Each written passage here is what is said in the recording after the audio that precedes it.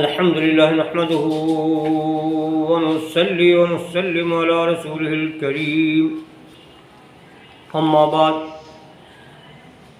أعوذ بالله من الشيطان الرجيم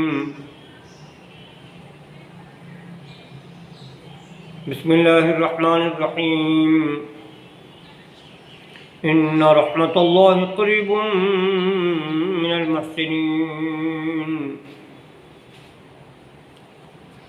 اور یہ اللہ کی بارگاہ میں حاضر ہونے سے اللہ تعالیٰ مل جاتا ہے، اللہ تعالیٰ کی معرفت اور اس کا قرب نصیب ہوتا ہے۔ اللہ تعالیٰ فرماتا ہے ان رحمت اللہ قریب من المحسنین، بے شک اللہ کی رحمت نیک لوگوں کے قریب، اور یہ اللہ کا بڑا مقام ہے کہ ان کے راستے پر چلنے کی دعا ہر مسلمان مانگتا ہے۔ اہدنا الصراط المستقیم، الہی ہمیں صراط مستقیم پر چلا۔ صراط مستقیم سیدھا راستہ کون سا ہے؟ صراط الذین انعمت علیہم، راستہ ان لوگوں کا ہے جن پر اللہ نے انعام فرمایا۔ وہ کون سے لوگ ہیں جن پر اللہ نے انعام فرمایا ہے؟ سورہ نساء میں ہے کہ جس نے اللہ اور اس کے رسول کی اطاعت کی وہ ان لوگوں کے ساتھ ہوگا جن پر اللہ نے انعام فرمایا ہے۔ وَمَن يُطِعِ اللَّهَ وَالرَّسُولَ فَأُولَٰئِكَ مَعَ الَّذِينَ أَنْعَمَ اللَّهُ عَلَيْهِم مِّنَ النَّبِيِّينَ وَالصِّدِّيقِينَ وَالشُّهَدَاءِ وَالصَّالِحِينَ وَحَسُنَ أُولَٰئِكَ رَفِيقًا، وہ ان لوگوں کے ساتھ ہوگا جن پر اللہ نے انعام کیا۔ وہ کون سا گروہ ہے؟ نبی ہیں، صدیقین ہیں، شہداء ہیں اور صالحین ہیں۔ کیا ہی اچھے رفیق ہیں۔ اور اولیاء کرام کا یہ مقام ہے کہ نماز میں ان پر سلام کیا جاتا ہے۔ السلام علیک ایھا النبی ورحمۃ اللہ وبرکاتہ، پہلے نبی پاک پر سلام ہوتا ہے، نبی آپ پر سلام ہو، اللہ کی رحمتیں ہوں، برکتیں ہوں۔ پھر اولیاء کرام پر سلام ہے، السلام علینا وعلی عباد اللہ الصالحین، ہم پر بھی سلام ہو اور اللہ کے نیک بندوں پر بھی سلام۔ تو پتہ چلا اولیاء کرام استاد صراط مستقیم ہے۔ تو جو اولیاء کرام کا منکر ہے وہ صراط مستقیم پر نہیں ہے، وہ گمراہ ہے۔ امام رسول فرماتے ہیں تیرے غلاموں کا نقش قدم ہے راہ خدا، تیرے غلاموں کا نقش قدم ہے راہ خدا، وہ کیا بہک سکے جو یہ سراغ لے کے چلے۔ اولیاء کرام کی بارگاہ میں حاضر ہونے سے کیا ملتا ہے؟ خدا مل جاتا ہے۔ حضرت ابو ہریرہ رضی اللہ عنہ بیان کرتے ہیں کہ نبی پاک صلی اللہ علیہ وسلم فرمایا، اللہ تعالیٰ قیامت کے دن فرمائے گا ان اللہ عز و جل یقول یوم القیامہ، اے ابن آدم میں بیمار ہو گیا تھا، تو نے میری بیمار پرسی نہیں کی۔ یا ابن آدم مرضت فلم تعدنی، بندہ عرض کرے گا الہی میں تیری کیسے بیمار پرسی کرتا، تو رب العالمین ہے۔ کیف اعودک وانت رب العالمین، اللہ تعالیٰ فرمائے گا کیا تو نہیں جانتا کہ میرا فلاں بندہ بیمار ہو گیا تھا، تو نے اس کی بیمار پرسی نہیں کی۔ اما علمت ان عبدی فلان مرض فلم تعدہ، اگر تو اس کی بیمار پرسی کرتا، عیادت کرتا تو مجھے بھی وہاں پاتا۔ اما انک لو عدتہ لوجدتنی عندہ، پتہ چلا کہ اللہ والوں کے پاس جانے سے خدا مل جاتا ہے۔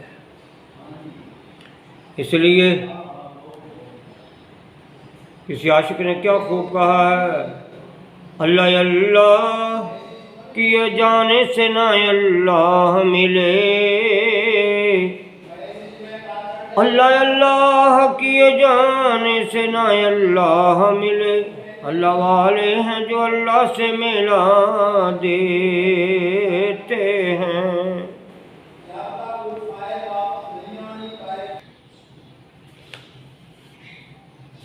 بیمار چونکہ گناہ سے پاک صاف ہو جاتا ہے، وہ اللہ کے قریب ہوتا ہے، اس لیے حکم ہے کہ جب بیمار کے پاس جاؤ تو اس سے کہو کہ وہ تمہارے لیے دعا کرے، فَإِنَّ دُعَاءَهُ كَدُعَاءِ الْمَلَائِكَةِ، کیونکہ بیمار کی دعا فرشتوں کی دعا کی طرح ہے۔ بیمار پرسی کرنے سے صبح کے ٹائم اگر بیمار پرسی کریں تو 70,000 فرشتے شام کو بیمار پرسی کریں تو 70,000 فرشتے صبح تک دعا کرتے ہیں، تو بہت بڑا مقام ہے۔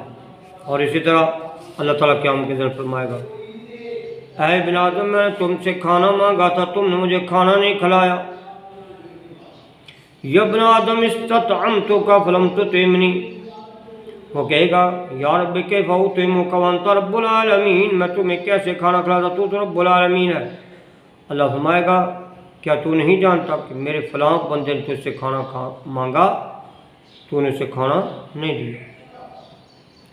کیا تو نہیں جانتا انک لو اطعمتہ لوجدت ذلک عندی، تجھے علم نہیں